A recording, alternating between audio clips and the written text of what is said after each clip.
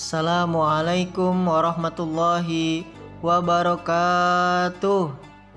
Alhamdulillahirabbil alamin wa bihi nasta'inu ala umuri dunya waddin wa ala alihi wa sahbihi ajmain. Amma ba'du. Alhamdulillah, anak-anakku yang Bapak cintai dan Bapak banggakan, ya, bertemu kembali dengan Bapak Freddy Almargi Firdaus SPDI, Guru Pendidikan Agama Islam di SMK Negeri 1 Kemang, Kabupaten Bogor. Nah, untuk materi pada hari ini, insya Allah kita akan mempelajari materi di kelas 11, ya, tentang menebarkan Islam dengan santun dan damai melalui khutbah. Anak-anakku kelas 11 SMK Negeri 1 Kemang yang Bapak cintai dan Bapak banggakan, marilah kita lanjut ke slide selanjutnya. Tujuan pembelajaran, ya. Nah, jadi setelah mempelajari materi ini, ya, diharapkan siswa dapat yang pertama menjelaskan pengertian khutbah, yang kedua menjelaskan dalil yang menerangkan tentang khutbah, yang ketiga membedakan antara khutbah, ya, kemudian yang keempat menjelaskan ketentuan syariat Islam dalam pelaksanaan khutbah, yang selanjutnya menganalisis hikmah dan manfaat ketentuan khutbah, ya. Yang terakhir adalah menyimpulkan hikmah dan manfaat ketentuan khutbah. Sebelum ke materi pembelajaran, mari kita bertadarus terlebih dahulu. A'udzu billahi minasyaitonir rajim. Bismillahirrahmanirrahim. Kuntum khaira ummatin ukhrijat linnasi ta'muruna bil ma'rufi wa tanhauna 'anil munkari wa tu'minuna billah. Walau amana ahlul kitabi lakana khairan lahum minhumul mu'minuna wa aktsaruhumul fasiqun.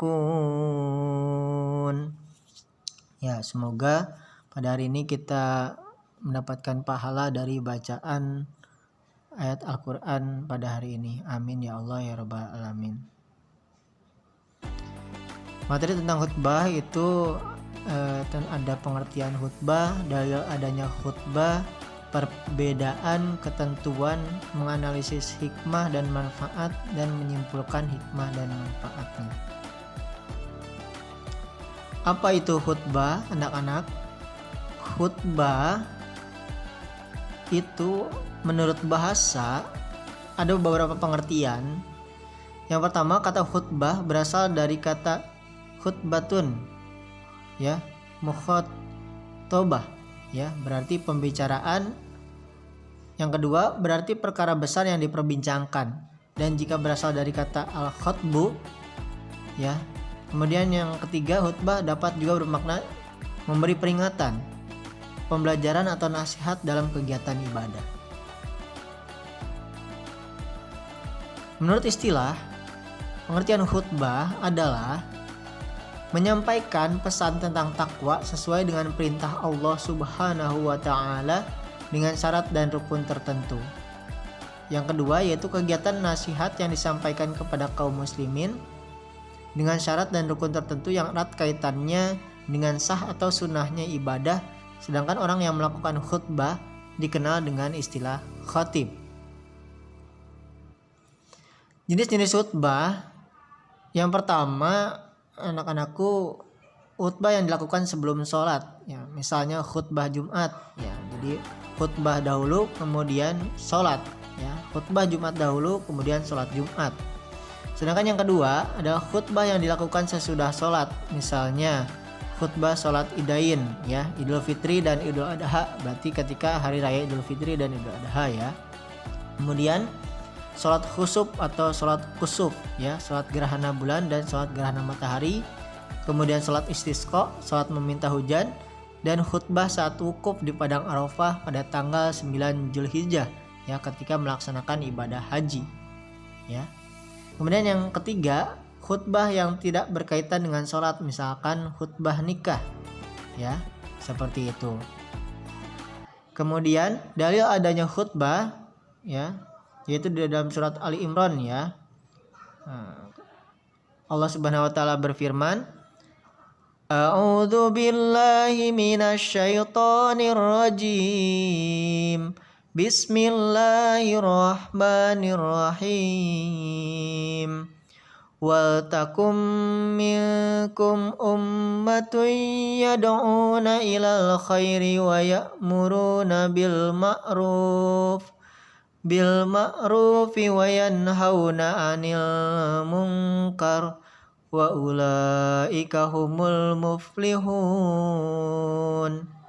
Yang artinya, hendaklah ada di antara kamu segolongan orang yang menyuruh kepada kebaikan atau kebajikan, menyuruh berbuat kepada yang ma'ruf dan mencegah dari yang mungkar.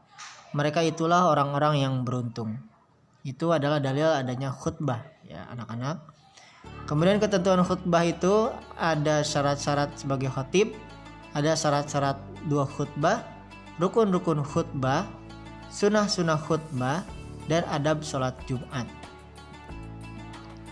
Syarat-syarat khatib ya, otomatis harus beragama Islam ya.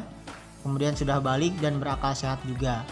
Kemudian mengetahui syarat, rukun dan sunnah khutbah ya, suci dari hadas, baik dari pakaian ya, auratnya tertutup dan sebagainya. Kemudian tartil dan fasih saat mengucapkan ayat Al-Qur'an dan Al-Hadis ya, memiliki akhlak yang baik dan tidak tercela di mata masyarakat. Suaranya jelas dan dapat dipahami oleh jamaah, berpenampilan rapi dan sopan ya ketika melaksanakan khutbah ya. Kemudian syarat-syarat dua khutbah ya, di dalam khutbah salat Jumat dilaksanakan sesudah masuk waktu zuhur. Khutbah dilakukan dengan berdiri, namun jika tidak mampu boleh dilakukan dengan duduk ya. Ini sebuah rukhsah atau keringanan. Duduk sebentar di antara dua khutbah, kemudian suara khutbah harus jelas dan dapat didengar oleh jamaah. Yang terakhir adalah tertib ya. Jadi dari awal sampai akhir itu urutannya betul ya, seperti itu. Kemudian anak-anakku, juga di ketentuan khutbah itu ada rukun-rukun khutbah.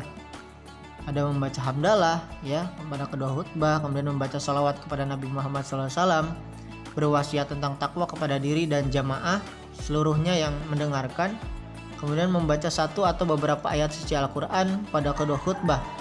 Ayat yang dibaca biasanya disesuaikan dengan topik yang akan disampaikan. Berdoa pada khutbah kedua untuk memohon ampunan kepada Allah Subhanahu wa taala. Sunnah-sunnah khutbah ya bisa dibaca sendiri ya, banyak sekali. Ada yang khatib memberi salam di awal khutbah ya. Kemudian khutbah disampaikan di tempat yang lebih tinggi. Khutbah disampaikan dengan kalimat yang jelas ya. Khatib menertibkan rukun-rukun khutbahnya juga, itu termasuk sunnah-sunnah khutbah.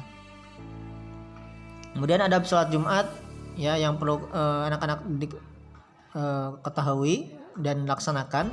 Yang pertama adalah menyegerakan berangkat ke masjid lebih awal. Jadi sebelum azan Jumat, sebelum azan dikumandangkan, maka harus pergi ke masjid lebih dahulu ya. Kemudian yang kedua, membiasakan mengisi saf terdepan ya, dan melaksanakan sholat tahiyatul majlis atau sholat qobliyah Jumat sebanyak 2 rakaat. Kemudian sambil menunggu, memperbanyak zikir dan doa, membaca sholawat Nabi SAW atau membaca Al-Quran dengan suara yang pelan ya. Kemudian mendengarkan khutbah dengan seksama, jangan berbicara ya, karena akan sia-sia termasuk tidak memahami isi khutbah ya. Itu adab-adab sholat Jumat yang harus dilaksanakan. Kemudian praktik khutbah pertama, khatib berdiri di mimbar yang diawali dengan ucapan salam ya. Khatib duduk kembali saat dikumandangkan azan. Selesai azan, khatib berdiri ya. Kemudian materi khutbah disampaikan, kemudian penutup khutbah 1 ya. Kemudian ketika praktik khutbah kedua, selesai khutbah pertama, khatib duduk sebentar ya sambil berdoa memohon ampun diri dan kedua orang tua. Khutbah kedua ini membaca rukun khutbah mulai dari membaca hamdalah sampai berdoa. Setelah itu diakhiri dengan membaca doa kalimat penutup khutbah kedua. Khatib turun dari mimbar dan bersama dengan itu muadzin mengumandangkan iqamah. Ya, di sini ya rukun khutbah tadi ya, ada bacaan hamdalah, bacaan syahadat, bacaan sholawat, wasiat takwa untuk diri sendiri dan jamaah ya, membaca salah satu ayat Al-Qur'an.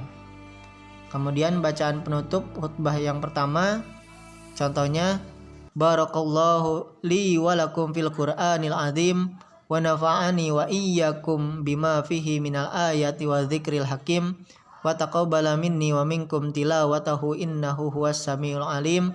Aqulu qouli hada wastaghfirullaha li wa lakum wa lisairil muslimina wal muslimat wal mu'minina wal mu'minat fastaghfiruhu innahu huwal ghafurur rahim. Itu salah satu contohnya ya. Nah, silakan anak-anak setelah mempelajari materi ini, silakan kalian membuat teks Jumat, khutbah Jumat ya, kemudian praktikan di depan kelas. Terima kasih yang Bapak dapat sampaikan. Wassalamualaikum warahmatullahi wabarakatuh.